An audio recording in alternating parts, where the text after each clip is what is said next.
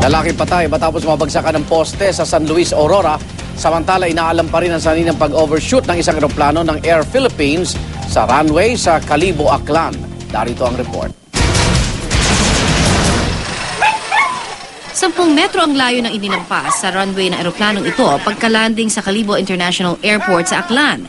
Galing Maynila ang Air Philippine Express Flight 2P969 nang sa di pa malaman na dahilan ay lumampas sa runway. Dali-dali naman sumugod ang emergency team. Wala namang naitalang sugatan sa mahigit 100 sakay nito. Inaalam pa ang sanhi ng pag-overshoot ng eroplano. Dead on arrival sa ospital ang isang lineman matapos madaganan ng kinukumpuni nitong poste ng kuryente sa San Luis, Aurora. Kwento ng mga kasamahan ng biktimang si Gary Bautista. Inaayos daw ng kanilang crew ang mga kable ng kuryente nang unti-unting mabuwal ang poste dahil sa kawalan ng support. Tinangka pa raw ni Bautista na tanggalin ang harness nito na nakakabit sa poste. Pero nasama ito sa pagbagsak ng poste at nadaganan. Arestado isang lalaking suspect sa pagnanakaw ng bakal sa Ilagan, Isabela.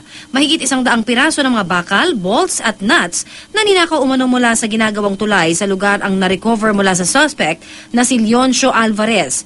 Pinaghahanap naman ang isa pang lalaki na kasama umano ni Alvarez sa pagnanakaw. Tumanggi namang magbigay ng pahayag ang suspect.